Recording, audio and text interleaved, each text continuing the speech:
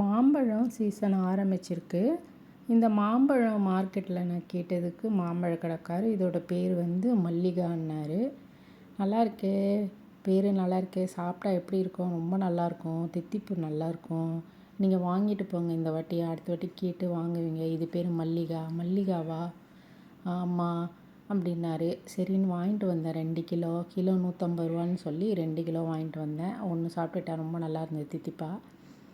இப்போ எடுத்து நான் எப்போவும் சீசனில் வந்து இந்த மாம்பழ சீசனில் நிறைய பால் நல்லா திக்காக காய்ச்சி ஆற வச்சுட்டு நல்லா ஷேக் மாதிரி பண்ணிவிடுவேன்.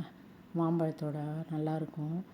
இது மாதிரி நல்லா துண்டு துண்டாக கட் பண்ணிவிட்டு நல்லா தோலெல்லாம் எடுத்துருங்க. இந்த மாதிரி ஈஸியாக வந்துடும். இந்த மாதிரி மெத்தடில் நீங்கள் கட் பண்ணிங்கன்னா ஈஸியாகிடுது. எல்லாம் எடுத்துட்டு நல்லா மிக்சியில் போட்டு பாலை போட்டு நல்லா நைஸாக அரைச்சிருங்க. சர்க்கரை வேணும்னா போட்டுக்கலாம். நான் தித்திப்பாக இருக்கிறதுனால அப்படியே விட்டுட்டேன். பூரிக்கு நல்லாயிருக்கும்.